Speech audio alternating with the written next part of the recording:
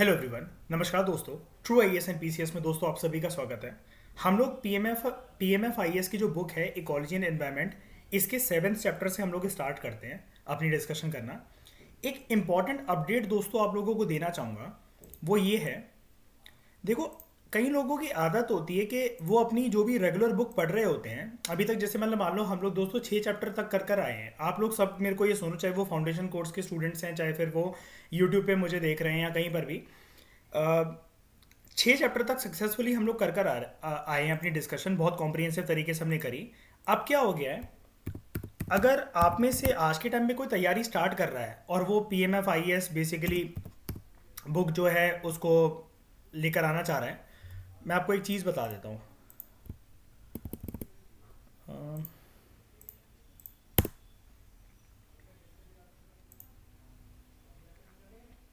इसका ना नया एडिशन आ गया है।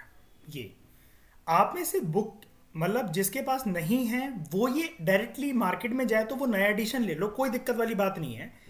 लेकिन सिर्फ आपको हर एक चैप्टर के अंदर 5-5 टर्म्स नहीं अपग्रेडेड फॉर्मेट के अंदर मिल जाए या कुछ मिल जाए, सिर्फ आप उस पर्पस के लिए आपने पहला एडिशन कवर करा नहीं, मेरे सारे लेक्चर देखे नहीं, है ना। अब आप उस बुक को वापस करके इस वाली पीडीएफ को बेकार समझ के आप नई नई बुक्स लेकर आ रहे हो, ये स्ट्रैटेजी मत अपनाना। जो भी अपडेशन होगी वो मैं आपको खुद दे दूंगा। ऐसा कुछ भी नहीं है कि आप नई एडिशन की बुक लेकर आओगे तो आप लबास नहीं पहुंच जाओगे एकदम से। ऐसा कुछ भी नहीं होने वाला है। आप एक बुक के ऊपर कमांड बनाओ, ऐसे तो हर साल लेटेस्ट एडिशन आते ही चले जाएंगे। आप उन सब चीज़ों को लेकर परेशान मत होना, अपनी साइकोलॉजी इन सब चीज़ों को लेकर ख़राब मत करना, ठीक है। तो ये छोटी सी बात मुझे करनी थी आपसे, क्योंकि आप लोग फिर कई लोग ये बोलते हैं कि सर ये एडिशन आया वो ले ले, ये वाला नया एडिशन आया। कोई ज़रूरत नहीं है, आपके पास जो बुक है स्टिक टू डैट। लेकिन जब आप स्टार्ट कर रहे हो अपनी प्रिपरेशन, मार्केट में जब तक जो लेटेस्ट बुक है वो आपके हाथ में होनी चाहिए। उसके बाद जो भी एडिशन आते रहे, you should not be concern about it. Natural ecosystems, सबसे पहले देखो एक बात जानते हैं। ये नेचुरल इकोसिस्टम जो है ना चैप्टर, इसके अंदर एक टर्म जो यूज हो रही है नेचुरल, यानी कि ये हमें ना प्राकृतिक या कुदरती रूप से हमें ये वाले इकोसिस्टम देखने को मिलेंगे। क्या कहना चाह रहा हूं, इनमें से जो भी हम इकोसिस्टम पढ़ने वाले हैं वो मैन मेड या फिर आर्टिफिशियल इकोसिस्टम्स नहीं है, ठीक है। नेचुरल रूप से मिलने वाले वो सारे के सारे इकोसिस्टम हैं जो कि कुदरत ने हमारे सामने प्रेजेंट हमें कर रखे हैं। ओके, सबसे पहले मीनिंग जानते हैं इसका कि क्या मीनिंग होता है नेचुरल इकोसिस्टम का। कोई भी किसी भी चीज को अगर हम ये नाम दे रहे हैं कि it is a natural ecosystem, वहां पर बेसिकली दोस्तों क्या होता है कि हमें ना एक असेंबलेज देखने को मिलती है प्लांट्स एंड एनिमल्स की। अब ये असेंबलेज का मतलब क्या होता है, कुल मिलाकर कलेक्शन या फिर गैदरिंग आप इसको कह लो।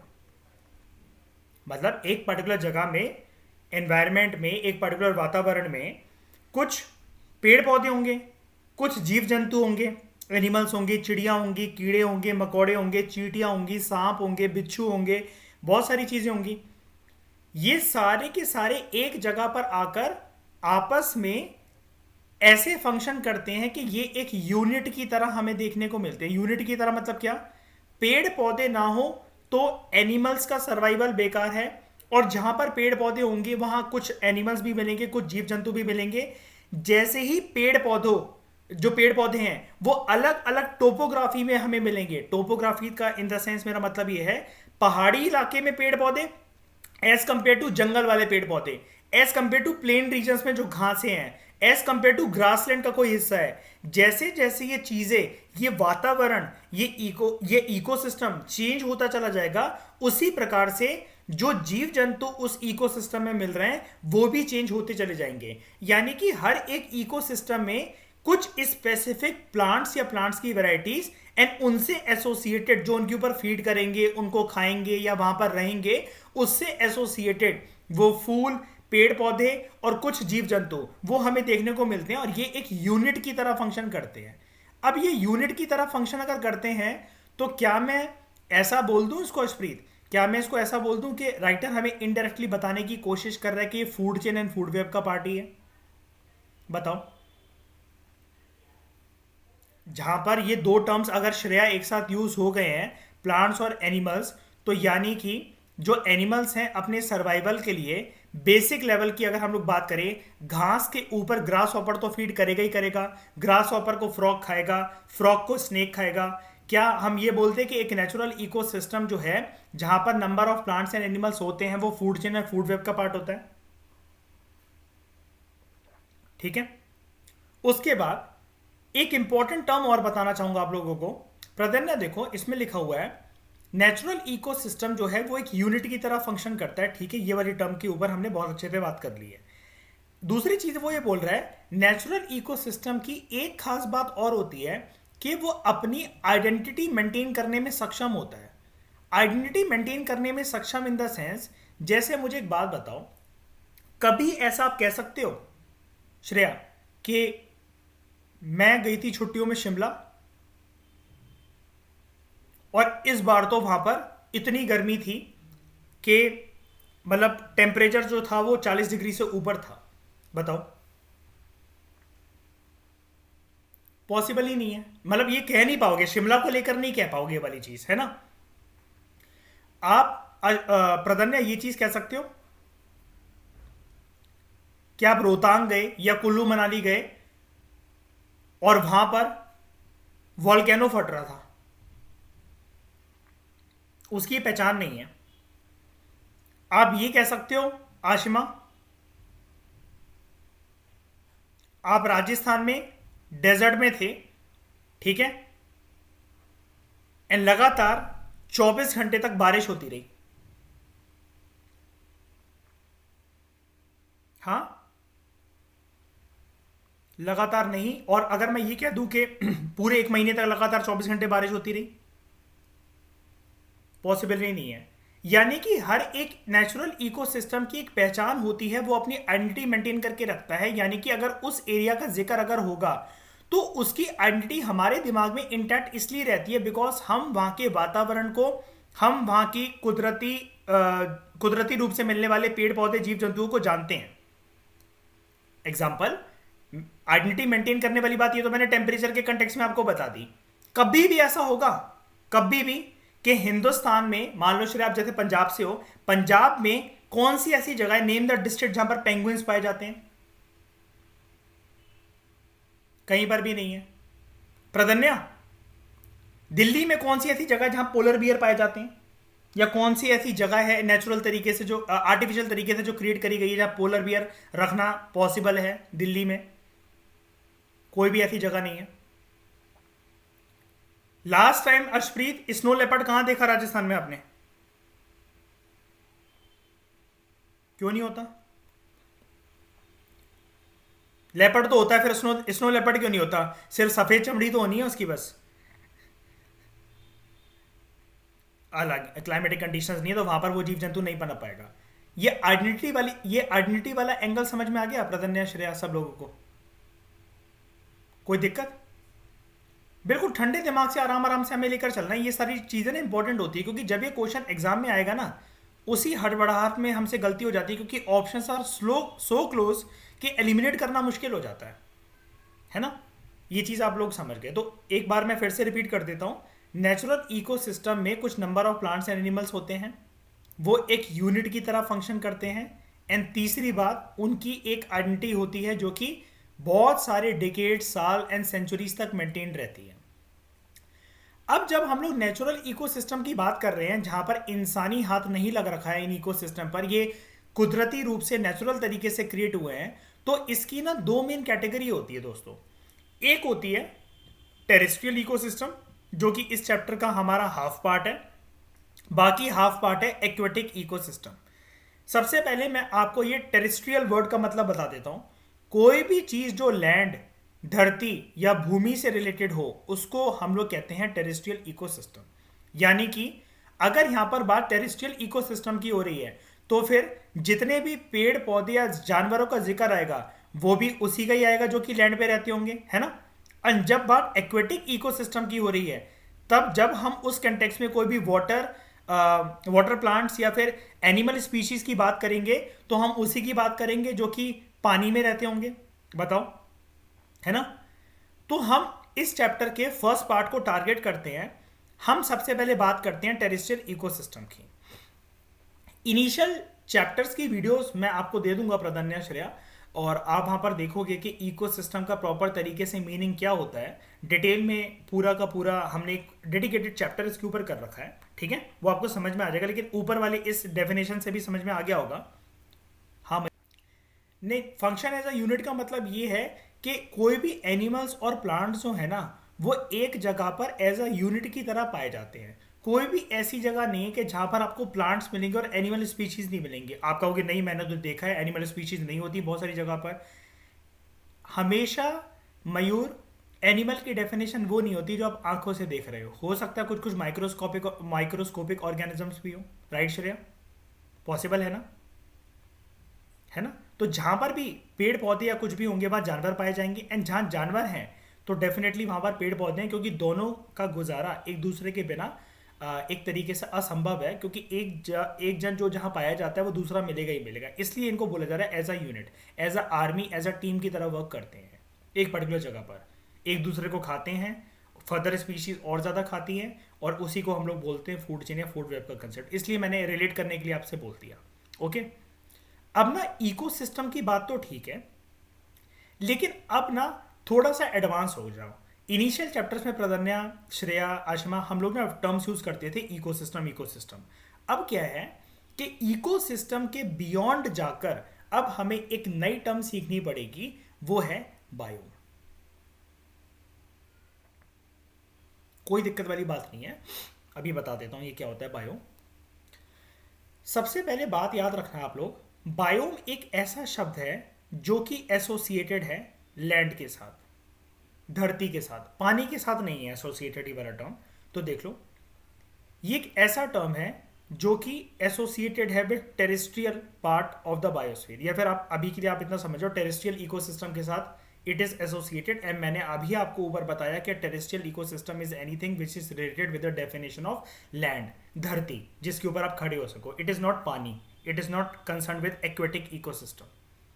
तो जब भी आपको कोई भी टर्म पूछे, सिंपल, जो बहुत सारे एग्जाम्स होते हैं बहुत सिंपल क्वेश्चन पूछते हैं कि इतना भी बच्चा पढ़कर आया कि नहीं आया है, तो बायोम आप क्या बोलोगे, धरती के साथ एसोसिएटेड है कि पानी के साथ? सिंपल भाषा में बताओ मुझे। लैंड और वाटर, लैंड। इसको याद रखना, इसको याद रखना, ये ना क्वेश्चन बन सकता है किसी भी एग्जाम के अंदर, किसी भी एग्जाम के अंदर। लोगों को, स्टूडेंट्स को ये तक नहीं पता है। एंड देखो, उसमें बुरा मानने वाली बात नहीं है। सीरियस तौर पर मुझे बताओ प्रधन्या, इतने सालों के बाद आपने भी, आशिमा, अशप्रीत, सबने पहली बार सुना होगा ना इस टर्म को, है ना? नहीं मतलब सॉरी, टर्म को सुनना इन द सेंस कि मतलब ये कि हाँ ये लैंड के साथ एसोसिएटेड है, मतलब ये जाना होगा ना, क्योंकि हम फ्रीक्वेंटली वर्ड यूज नहीं करते क्योंकि, है ना? जो लैंड जो है, जो लैंड है, अब ऐसा तो नहीं होता श्रेया कि हम लोग सिर्फ ज़मीन पर रह रहे हैं। हमें ज़मीन के साथ साथ दो चीज़ों की आवश्यकता और पड़ती है। एक हवा सांस लेने के लिए, एंड दूसरा वाटर। क्या मैं इनको थोड़ा सा एडवांस लैंग्वेज की टर्म्स दे सकता हूं? एयर को क्या मैं ऐसा बोल सकता हूं श्रेया कि अगर मैं इसको कह दूं एटमॉस्फेयर, तो उसमें कोई गलती तो नहीं है? वाटर को क्या मैं हाइड्रोस्फीयर बोल सकता हूं? लैंड को क्या मैं लिथोस्फीयर बोल सकता हूं? अब ध्यान से सुनो प्रधन्या, जहां पर भी एटमॉस्फियर, हाइड्रोस्फीयर और लिथोस्फीयर, यानी कि एयर, वाटर और लैंड, जिस भी एरिया में कभी भी अगर इनका संगम होता है, उस एमेल्गमेशन या मीटिंग पॉइंट को हम लोग कहते हैं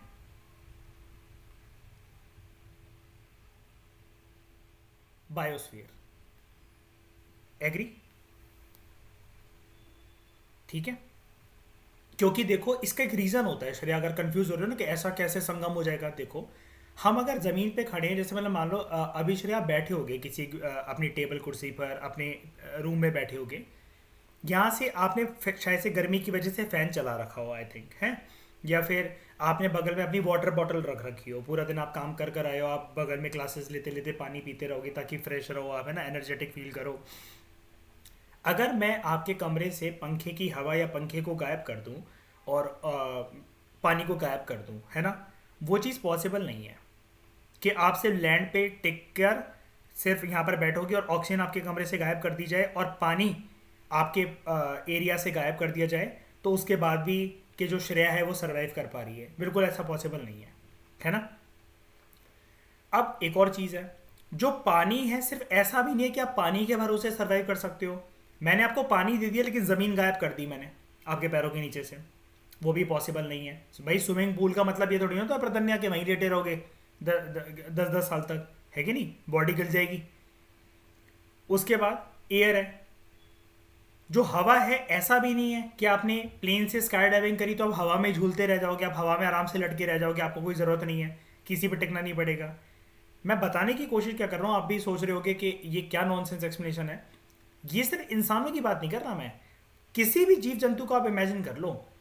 अगर आप उसको ये कह रहे हो, आप उसके लिए टर्म ये यूज़ कर रहे हो कि वो सरवाइव कर रहा है, वो टिका हुआ है, वो जिंदा है, तो वो इन तीन चीज़ों के संगम से ही जिंदा है। वो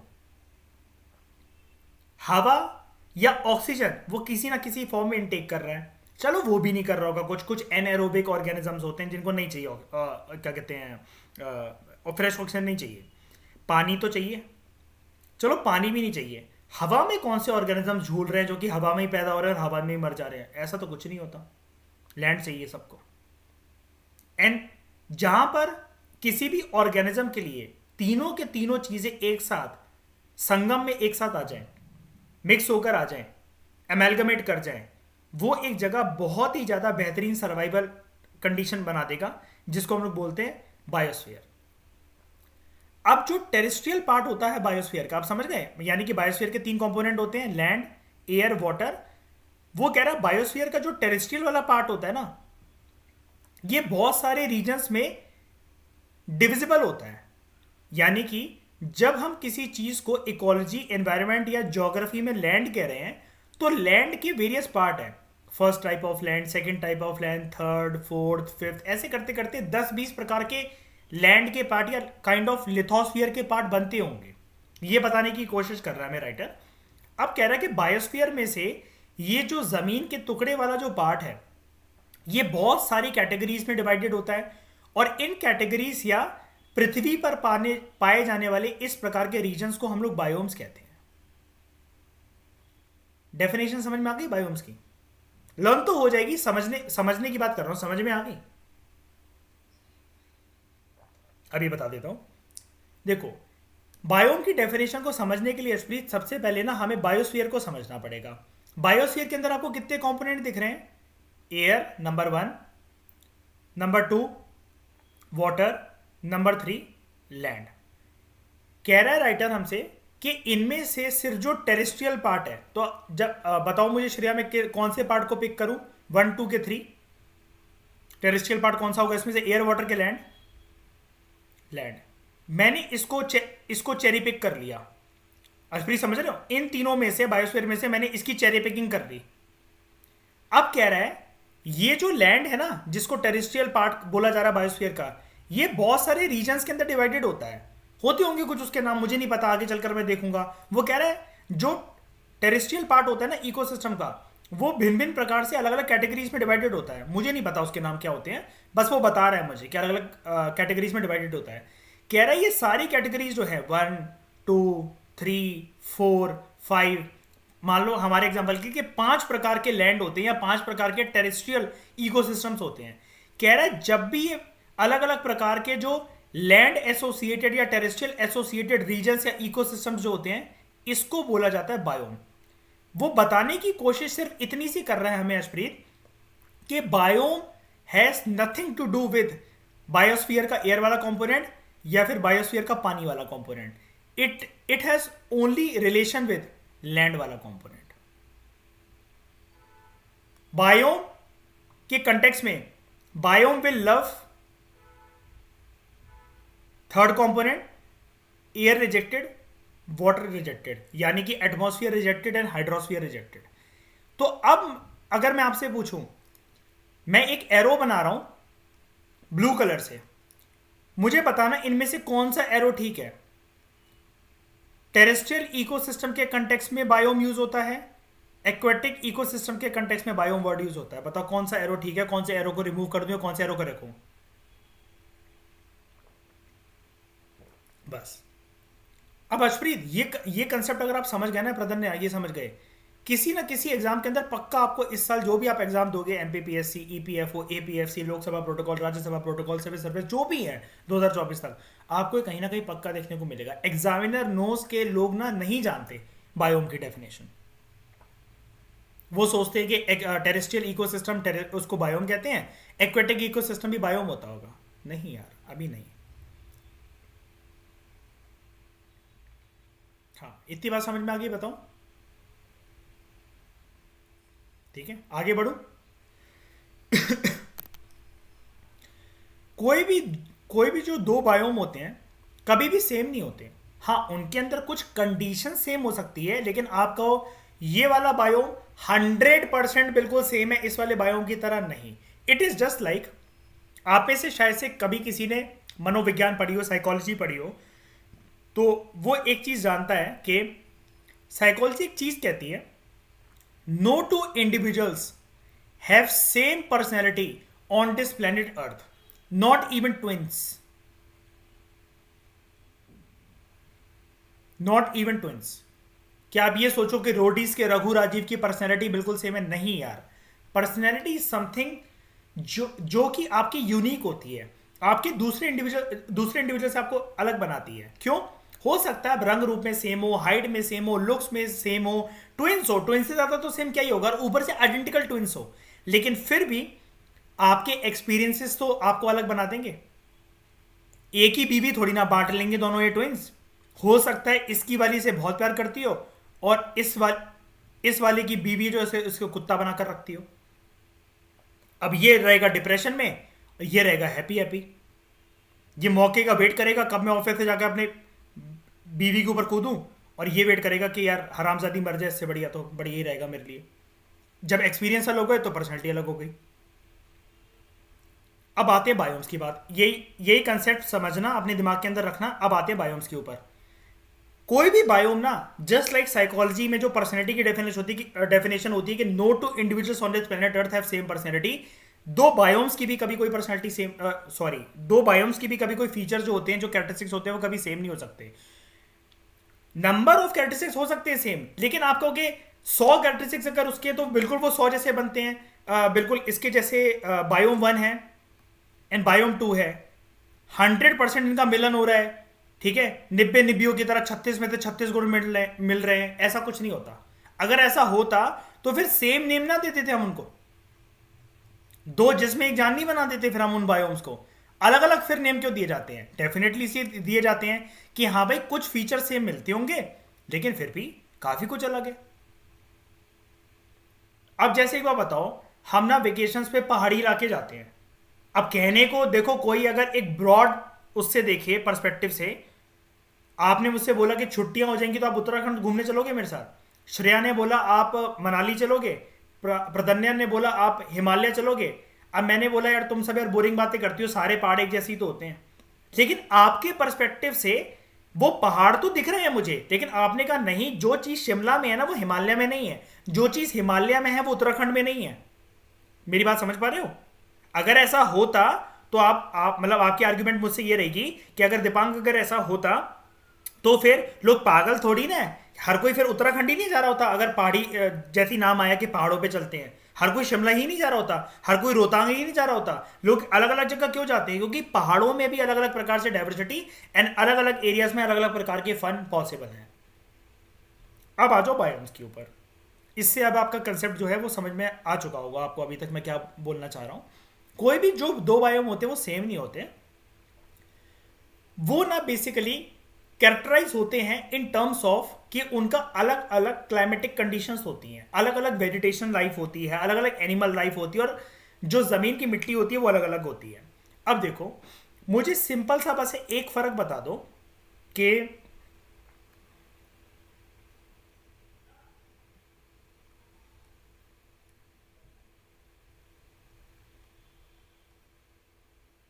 मनाली और जोधपुर को अगर मुझे सिर्फ एक शब्द में अगर डिफरेंशिएट करना है, क्या चीज इन दोनों को एक दूसरे से अलग बना देती है? अगर सिर्फ एक चीज बोलनी है मुझे। लैंड बोल दिया माउंटेन। अब माउंटेन लैंड क्या स्प्रीत यार, वो तो किसी भी जगह का क्या पहाड़, मैंने बोला ना ये ऐसे मनाली जैसे पहाड़ तो मैं आपकी आंखों पे पट्टी बांध के आपको ले जाऊं, ठीक है, और मैं आपको सुबह उठकर दिखाऊं कि अशप्रीत देखो ये सामने पहाड़, पहचानो हम कहां पर हैं। समझ रहे हो मेरी बात अशप्रीत, मैं क्या बोलने की कोशिश कर रहा हूँ? तो आपके लिए तो फिर वही वाली बात आ जाएगी ना कि आप ही पता चला मेरे साथ उत्तराखंड में खड़े हो, लेकिन आप बोल रहे हो कि नहीं हम शिमला में हैं, हम हिमाचल प्रदेश में हैं, है ना, क्योंकि आपको तो सामने पहाड़ दिख रहे हैं। सिमिलरली मैं आपको गर्मी वाले हिस्से के अंदर लेकर आ जाऊं जहाँ कैमल्स घूम रहे हैं, तो आप राजस्थान तो हो सकता है पहचान लो, लेकिन हो सकता है कि मैं आपको फिर गुजरात भी लेकर खड़ा हूँ, वहां पर भी हो सकता है कि गर्मी हो, रन ऑफ कच्छ के अंदर कैमल्स तो वहां पर भी घूमते हैं। इन दोनों को बेसिकली जो चीज़ अलग बनाती है वो बनाता है इन एक दूसरे से इनका अलग क्लाइमेट। अब ना सबसे पहले श्रेया को फर्क बताते हैं कि टेम्परेचर और क्लाइमेट में क्या फर्क होता है। टेम्परेचर ना किसी भी जगह का एक तरीके से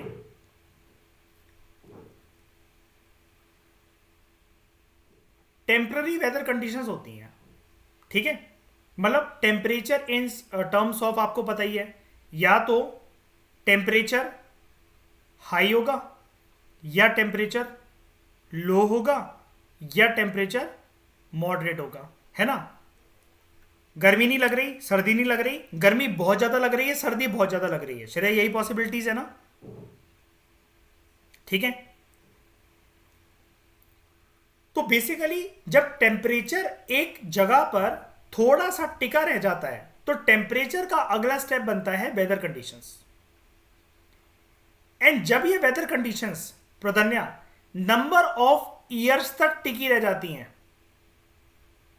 अलग अलग इसके जो जोग्राफर्स होते हैं वो अलग अलग क्राइटेरियाज का देते हैं, कुछ कहते हैं कि 25 सालों तक, कुछ कहते हैं 50 सालों तक, कुछ कहते हैं 75 सालों तक, और कुछ कहते हैं पूरी की पूरी 1 सेंचुरी तक।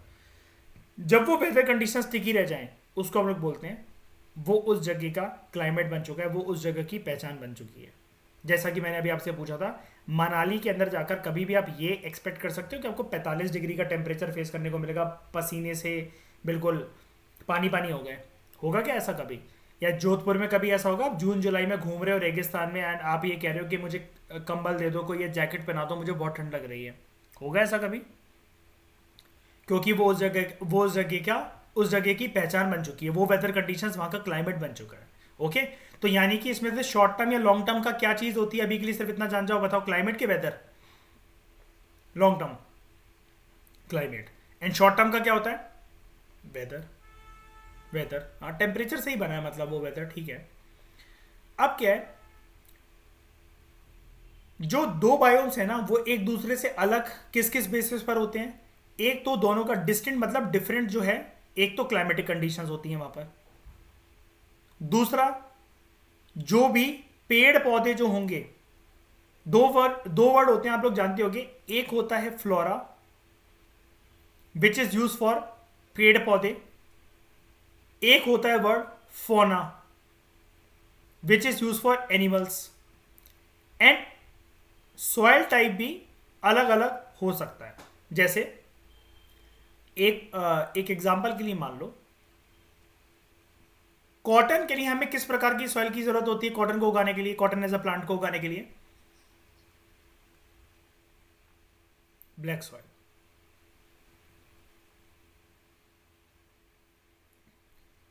ये ब्लैक सॉइल जो है या कॉटन की जो खेती है श्रेया, हमारे हमारे पंजाब में हो सकती है?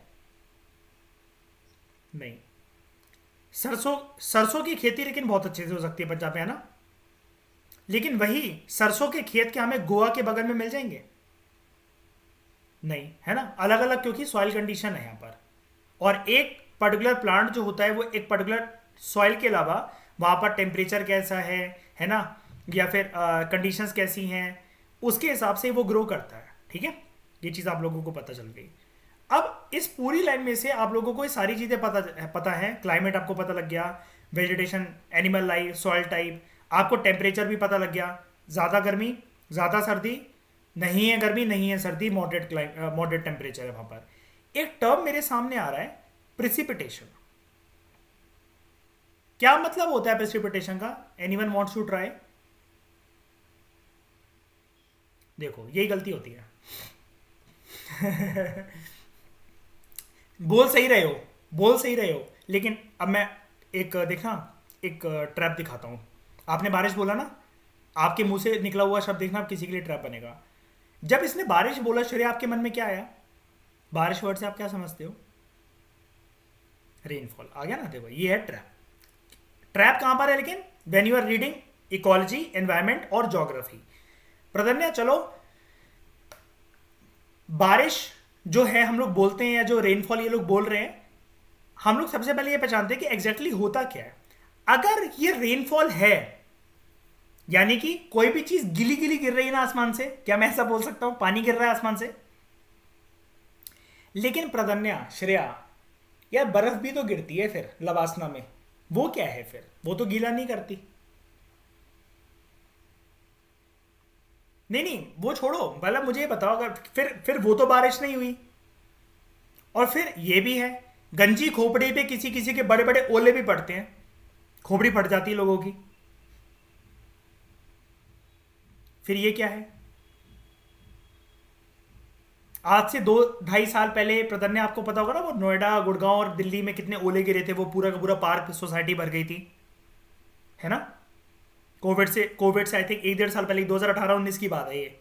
बहुत फेमस खबर हुई थी कि नोएडा में इतने बड़े बड़े ओले पड़े कि गाड़ियों के ऊपर पड़े और वो शीशे फट गए उनके। बहुत बार पड़े हैं ना। अब देखो, मैं आज ना आपको प्रिसिपिटेशन वर्ड के बारे में समझाता हूँ एक बार अच्छे से।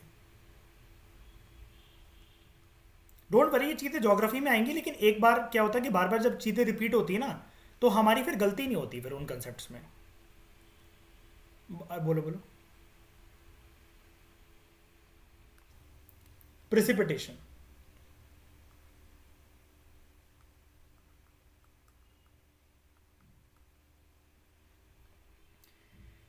देखो क्या होता है, प्रिसिपिटेशन से पहले एक चीज़ हमें सीखनी पड़ेगी। हम एक नॉर्मल अपने बचपने को रिपीट करते हैं, जैसा कि हम एक कंसेप्ट के बारे में जानते थे। धरती पर अगर कोई भी पानी का फॉर्म है, श्रेया, मान लो ये सारा का सारा इधर ना पानी है, नदियों का पानी है, सड़क पर पड़ा हुआ पानी है, हमने अपनी बालकनी में जो पोंछा लगाया उसका पानी है, कपड़े सूखने डाले उसका पानी है। ये सारा का सारा पानी आसमान में जाता है कि नहीं जाता? हम्म। दुनिया भर का, जहां भर का पानी, आप कुछ भी मान लो कि आपने बस बालकनी में एक ग्लास ऐसे ही पानी फेंक दिया, छत पे जाके सूर्य देव को आप जल दे आए, कपड़े सूख रहे हैं गीले गीले, कुछ भी है, लेकिन ये सारा पानी आसमान की तरफ जाता है कि नहीं जाता है? सबसे पहले आप लोग मुझे ये बता दो, बचपन में हम इस प्रोसेस को क्या बोलते थे जब ये पानी जो है भाप बनकर ऊपर जाता है? अबे ओ, साइकिल स्टार्ट हो रही है, उसका पहला स्टेप है इवेपोरेशन।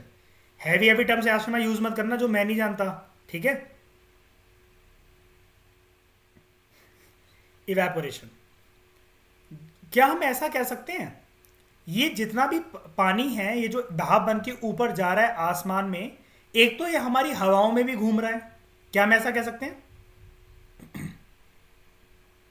हमारे कमरे में भी है इस वक्त, पंखे की हवा में भी है, हल्के हल्के वाटर मॉलिक्यूल्स हैं हमारे कमरे में अभी और पंखे की हवा में, बिल्कुल है। अब लेकिन थोड़ा सा इससे ऊपर चलते हैं, अपने कमरे से बाहर चलते हैं, छत पे जाते हैं और आसमान में उड़ते हैं एक बार के लिए। ये जो वाटर मॉलिक्यूल्स हैं जो कि इवेपोरेट होकर आसमान तक जा रहे हैं, क्या ये जो अपनी जगह है या जो इनका घर है, अल्टीमेटली मैं ऐसा कह दूं, ये अपने घर की तरफ जा रहे हैं, और जो घर का जो कमरा है उसको कहते हैं बादल।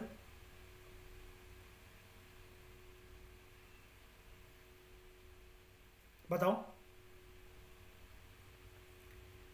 और हर एक बादल की एक मैक्सिमम कैपेसिटी होती है कि वो कितना पानी होल्ड कर पाएगा।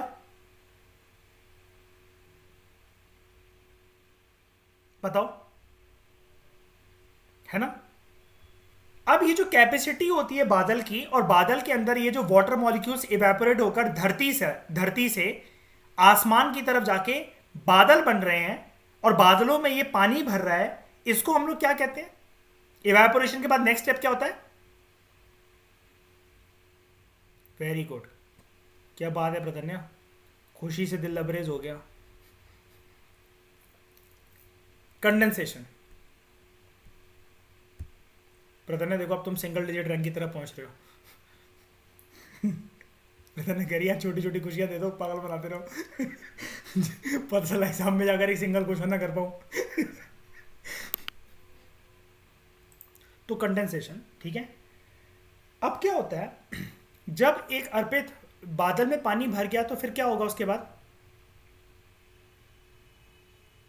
हाँ, अब देखो वही वाली बात है, तुम लोग मतलब कुछ भी हो जाए मतलब भूल नहीं सकते कि बारिश कितनी पसंद है, पता नहीं तुम्हें बारिश टर्म। सबसे पहले क्या होगा? हाँ वही तो, बादल जो है, हाँ चाहे भले ही बादल फट जाए लेकिन बारिश नहीं रुकनी चाहिए भाई। जो ये ऊपर बादल के अंदर पानी भर गया, क्या मैं ऐसा बोल सकता हूँ पानी भर गया? सबसे पहले तो बोल, आप लोग गलत भी नहीं रहे, आपकी अंडरस्टैंडिंग वही है, कोई बात नहीं, अभी हम इसको करेक्ट करते हैं। पानी भर गया बादल के अंदर, ये धरती की तरफ क्यों गिरता है? जब बादल की हो, एक सेकंड, मैं बोल लूं या तुम बोल लो? ठीक है, पहले मेरी बात तो सुन लो। एक बादल है, वो फट गया है, पानी इधर उधर तितर बितर हो गया आसमान के अंदर, वो पानी और ऊपर क्यों नहीं जाता? नेक्स्ट बादल में क्यों नहीं स्टोर होता? वो नीचे क्यों आ रहा है धरती की तरफ? जब ये इवेपोरेटेड, सोचने वाली बात है ना श्रेया, इवेपोरेटेड पानी जब ऊपर तक अपनी जगह बना लिया, बनाया है बादलों तक, जब ये बादल फटा तो बादल से ऊपर भी तो और बादल होते हैं, या आसपास के और भी तो बादल होते होंगे, वो पानी वहां क्यों नहीं जा रहा है? और सारे बादल अगर भर गए, चलो मान लो सारे बादल फट गए, मतलब किसी के अंदर वाटर होल्डिंग कैपेसिटी नहीं है, ये बूंद बूंद जो है ना, दरवाजे दरवाजे भटकती रही, मुझे रख लो, मुझे रख लो, मुझे रख लो, और हर कोई ये बोलता रहा चल भाग चल भाग चल भाग, यानी कि सारे बादल फुल है, और इसने इतना इरिटेट करा, इतना इरिटेट करा, सब फट गए। अब वो पानी, मेरा ये सवाल है कि और ऊपर क्यों नहीं जा रहा आसमान में? क्यों नहीं जा पाएगा? ऊपर सबसे ऊपर कौन है अर्शप्रीत आसमान में? नहीं, ब्रह्मा विष्णु महेश। ठीक है, बालक पानी क्यों नहीं पहुंच पा रहा? शिवजी रख ले पानी। वो ये लिख कर मत आ जाना, आई एम एक्सट्रीमली सॉरी, ठीक है, ये कहीं आप लिखा हो कि एटमॉस्फेयर की हाईएस्ट लेयर क्या होती है, ये बोले beyond exosphere there is Brahma Vishnu Mahesh. तो ये नीचे जो आ रहा है, इसके पीछे आप में से किसी ने भी एक वर्ड यूज करा, ग्रेविटी। और ग्रेविटी भी नहीं बोलना चाहिए हमें, इसको बेसिकली बोलना चाहिए ग्रेविटेशनल पुल या फोर्स पुल, जो आप सब ठीक हो, कोई दिक्कत वाली बात नहीं है। अब क्या होता है, देखो, जब भी हम ना प्लेन से कभी कभार स्काई डाइविंग लगाते हैं, आपने एक चीज नोटिस करी होगी, स्पेशली माउंटेन ड्यू के एड में या कहीं पर भी, एक तो क्या होता है कि एयर प्रेशर ऊपर बहुत होता है, तो गाल ना ऐसे ऐसे लहराते हैं, ऐसे ऐसे करके, आपने देखा होगा पक्का कहीं ना कहीं, गाल हिल रहे हैं, बिल्कुल वेव्स आ रही है गालों पे, है ना। अरे हंस क्या रहे हो, सच बता रहा हूँ यार मैं यार, ठीक है, जैसे बुर्र कर रहे हो आप, ऐसे करके गाल हिलते हैं। अब क्या होता है, दूसरी चीज एक क्या होती है, ऊपर ना आसमान में कभी कभार ठंडक बहुत ज्यादा होती है, तो अगर आप ना रेगिस्तान पे भी पैराशूट लेकर गिर रहे हो, तो हो सकता है जब आप नीचे आए हो ना, यू कैन फील कि आपके बालों पे हल्की हल्की ओस जैसी छोटी छोटी बर्फ की पार्टिकल्स या फिर पानी की बूंदें हैं, ठंडी ठंडी बौछारें, और आपका चेहरा ठंडा हो पड़ा है एकदम से। ये पॉसिबिलिटी होती है, वो डिपेंड करता है कि कौन से एरिया से आपने छलांग मारी प्लेन से, आप स्काई डाइविंग करने कहाँ गए, कौन सा रीजन था, कौन सी कंट्री थी, या फिर उस टाइम पर ऊपर का जो प्रेशर था हवा का दबाव में, और हवा में जो नमी थी, ठंडक थी, वो किस प्रकार से थी। मैं बताने की ये कोशिश कर रहा हूँ कि अगर कोई पर्सन नीचे आ रहा है, उसको ये फील हो रहा है कि उसके बालों में थोड़े थोड़े जो बर्फ के पार्टिकल्स हैं वो लगे हुए हैं अभी भी, या उसका चेहरा जो एकदम से ठंडा पड़ गया है, ठीक है, यानी कि ऊपर काफ़ी ठंडक थी। इसलिए कुछ कुछ लोग ना कभी कभार ऊपर से कूदते वक्त ना एक फेस हेलमेट भी लगा लेते हैं, काइंड ऑफ एक मास्क टाइप, मतलब प्लास्टिक का जो भी होता है, ग्लास का, प्लास्टिक का, जैसा मर्जी करते हुए, ताकि वो एकदम से ना ठंडी हवा या बहुत जो -डिग्री टेम्परेचर की जो हवाएं हैं वो एकदम से चेहरे या आंखों को इफेक्ट ना कर जाए ऊपर ही ऊपर। क्योंकि क्या होगा, एकदम से माथे पे वो ठंडी हवा पड़ी ना, और बंदा अगर हवा में सुन्न हो गया तो पैराशूट खोल नहीं पाएगा। वो ऊपर गया, नीचे कूदा, और फिर से शिवा के पास ऊपर चला गया। देख रहे हो, यहां से ऊपर गया, नीचे कूदेगा, पैराशूट खुल नहीं पाया और ऊपर चला गया, बाउंस बैक। तो अब जोक्स अपार्ट, मुद्दे की बात करते हैं। ये इवेपोरेशन और कंडेंसेशन के बाद होता क्या है, जब ये बादल पूरा तरीके से भर जाता है तो ये ग्रेविटेशनल पुल की वजह से इसके अंदर से या तो लिक्विड गिरता है या गिरता है, श्रेया इसको कहते हैं फ्रोजन वाटर। पहले ये दो टर्म बच्चों वाली याद रखना, ठीक है? अभी हम टिपिकल टर्म्स को यूज ही नहीं करेंगे। या तो पानी गिरेगा, और फ्रोजन वाटर क्या होता है जिसको हम आम भाषा के अंदर क्या बोलते हैं, बर्फ। आज मैं फ्रिज का पानी मैंने तेरे मुंह पे फेंका, वो आपको हर्ट नहीं करेगा। वो जमा के मैंने तेरे खिंचा खिंचा के मारे मैंने, तो वो शायद से हर्ट कर जाए, है ना, मेंटली भी और फिजिकली भी। है फ्रोजन क्या गिरता है, फ्रोजन वाटर। हाँ, वो नीचे आते आते फिर, हाँ, उसके गर्मी की वजह से आप कह सकते हो कि पानी बच जाता है। हाँ, अभी बताता हूँ मैं उसका कंसेप्ट। अब क्या होता है, जब भी लिक्विड गिरेगा तो अर्पित इससे क्या बनेगा, हम लिक्विड को क्या बोलते हैं, अब बोल दो अब अपनी फेवरेट टर्म सब लोग। अगेन गलत बोल रहे हो। जो प्रिसिपिटेशन है ना,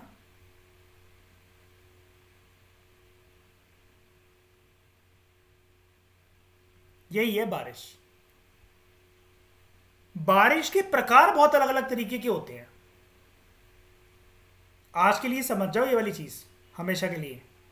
प्रिसिपिटेशन बारिश है, बारिश के रूप अलग अलग है, रंग रूप अलग अलग है। ये जो लिक्विड फॉर्मेट के अंदर जब बारिश होती है, इसको बोलते हैं हम लोग रेनफॉल। हिंदी में बोले तो वैसे तो बारिश ही है, लेकिन हिंदी में अगर बोले तो वर्षा। ठीक है? जो फ्रोजन वाटर होता है ये अलग अलग फॉर्मेट के अंदर गिरता है। इसको हम लोग बोलते हैं या तो स्नोफॉल, लवासना वाली। एक होता है हेल स्टॉर्म। हेल स्टॉर्म का मतलब होता है ओले गिरना, ये जो गोल गोल गिरते हैं। एक और होता है जिसको हम लोग बोलते हैं स्लीट स्टॉर्म। सारी टर्म्स याद रखना ये। स्लीट स्टॉर्म, स्लीट स्टॉर्म क्या होता है, कभी कभार ना हमारे यहाँ ऐसी बर्फ नहीं गिरती है आसमान से, हमारे जनरली ओले गिरते हैं। लेकिन बहुत सारी कंट्रीज में क्या होता है, ये जो आसमान से जब ये पानी जमकर बर्फ की फॉर्म में फ्रोजन वाटर गिरता है ना, तो ये पैनी पैनी नोकीली फॉर्म में गिरता है। कभी कभार ऐसे गोले ना बनकर ना, ऐसे ऐसे ये नोकीली फॉर्म में गिरता है। प्रतन्य सोचो जरा, ये कोई गंजा जा रहा है, उसकी खोपड़ी में सीधा आके गिरा है, ये वहीं टिक जाएगा। ये बर्फ का टुकड़ा सीधा खड़ा ही रह जाएगा उसकी खोपड़ी पे। ये चीज़ है स्लीट स्टॉर्म। अब मैं आपको एक बारी ना इनके थोपड़े भी दिखा देता हूँ। सबसे पहले आप ये सब तो जानते हो, और मैं आपको एक बार बताऊँ तो हेल स्टॉर्म ना, हेल स्टॉर्म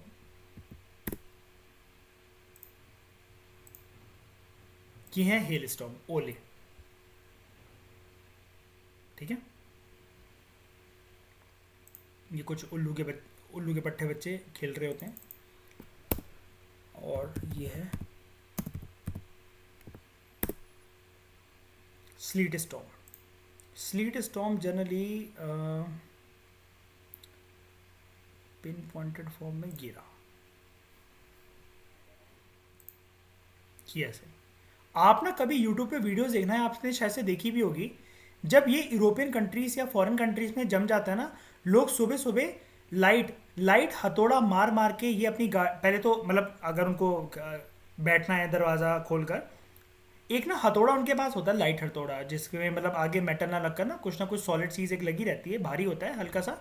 वो ठक ठक करके आराम आराम से शीशों पे मारते हैं, वो मारते हैं। और वो इसको ना दिन में 3 से 4 बार करते हैं जब उनके यहाँ सर्दियाँ पड़ती हैं, मतलब जो जब उनका विंटर सीजन आता है तो वो इतना एक्सट्रीम लेवल पर जाता है, ठीक है। क्या होगा, वरना इंजन अगर ठंडा बहुत ज़्यादा पड़ गया ना, तो धक्का लगाने के लिए बर्फ़ में धसी हुई गाड़ी आप रोज़ रोज़ किस किस को बुलाओगे। तो दिन में 3 से 4 बार वो लोग ना गाड़ी स्टार्ट करते हैं अपनी। और ये स्लीट स्टॉर्म की वजह से, जैसा कि मैंने आपको पहले ही बोल दिया था, हमारे देश में आपको देखने को नहीं मिलेगा, लेकिन जनरली इस प्रकार से जो ये बर्फ़ हुई, ये जो ऐसे कीलो की फॉर्म में जैसे ऐसे जम जा रही हैं ये, ठीक है। तो इसके लिए आपको थोड़ा थोड़ा कुछ ना कुछ हथौड़े वगैरह ये सब चाहिए पड़ते हैं, ताकि आप अपनी गाड़ी वगैरह ये खोल सको। और ये सब होता है, जैसा पेड़ की टहनियाँ वगैरह देख लो सब जम गई हैं इस चीज़ से। तो ये चीज़ आपको समझ में आ गई होगी। ओके, तो आज प्रिसिपिटेशन का मतलब समझ में आया अच्छे से, बताओ। ओके, तो जो क्लाइमेट है ना, एक पर्टिकुलर बायोम की बाउंड्रीज को क्लाइमेट ही डिटरमाइन करता है। जो क्लाइमेट है, एक बायोम कहां तक फैल रखा है, यानी कि देखो ना, राजस्थान से शिमला तक की कहानी कब बदल जाएगी, जब क्या बदल जाए हमारे लिए। प्रदन्या, मान लो कि हम लोग राजस्थान में हैं, ठीक है, और अभी अप्रैल मार्च के महीने में हैं, ठीक है, और हमारा वहां से प्लान है कि हम राजस्थान से होते हुए शिमला चलेंगे, मनाली चलेंगे, रोहतांग चलेंगे। आप मुझे क्या सजेस्ट करोगे कि दिबांग गाड़ी में और क्या कपड़े रख लो। मैं तो नॉर्मल सा वेस्ट पहनकर गाड़ी चला रहा हूँ, बनियान पहनी हुई है मैंने और मैं गाड़ी चला रहा हूँ, ठीक है। लेकिन आप मुझे क्या सजेस्ट करोगे कि अगर हमारा प्लान राजस्थान से मनाली रोहतांग तक का है तो मुझे और क्या कर लेना चाहिए।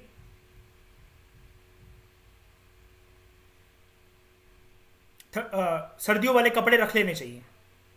अब मैं अगर प्रधन्य से आर्ग्यूमेंट करने लगूं श्रेया कि पागल हो गई हो क्या, ये अप्रैल में कितनी गर्मी पड़ती है और राजस्थान में देखो ऑलरेडी कितनी गर्मी पड़ती है, उस बनियान तक में मुझे गर्मी लग रही है, वो तो तुम्हारे तुम्हारे सामने में शर्म की वजह से मैंने इतना पहना हुआ, वरना मैं तो ये भी नहीं पहनता। अब लेकिन लॉजिकल बात क्या है, लोग अक्सर पहाड़ों में गर्मियों के दिनों में क्यों जाते हैं जून जुलाई में। सेंट, हाँ। तो वो देखो, गर्मी से बचने, ठंड के मजे लेने, है ना। मैं अगर बोलूँ तो माहौल बनाने पर था ना। है ना, क्या वो भी। तो जो क्लाइमेट है वो एक बायोम की बाउंड्रीज को डिटरमाइन करता है, यानी कि राजस्थान से मनाली तक के रास्ते में श्रेया जो चीज़ बदलेगी वो बदलेगी क्लाइमेट। क्लाइमेट ही दोनों चीज़ों को अलग बना देगा। इफ़ आई टेल यू कि श्रेया आपकी छुट्टी हो गई है, चलो हम लोग सारे के सारे घूमने जा रहे हैं, जुलाई का महीना है, और हम लोग कहेंगे चलो राजस्थान चलेंगे और वहां के रेतों में बैठ के सेल्फीज खिंचवाएंगे, क्या रिएक्शन होगा आपका श्रेया।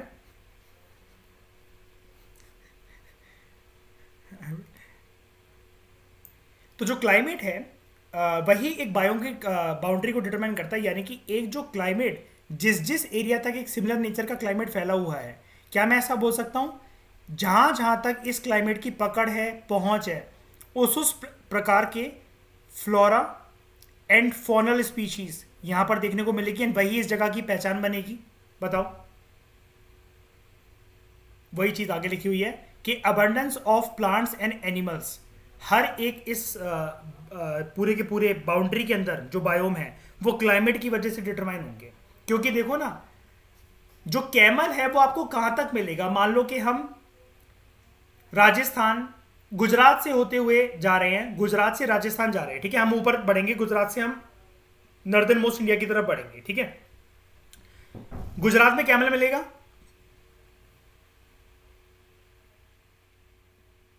मिलेगा।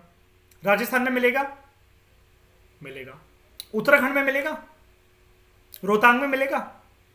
क्यों, कैमल पागल है, ऊपर नहीं जा सकता। क्या हो जाएगी।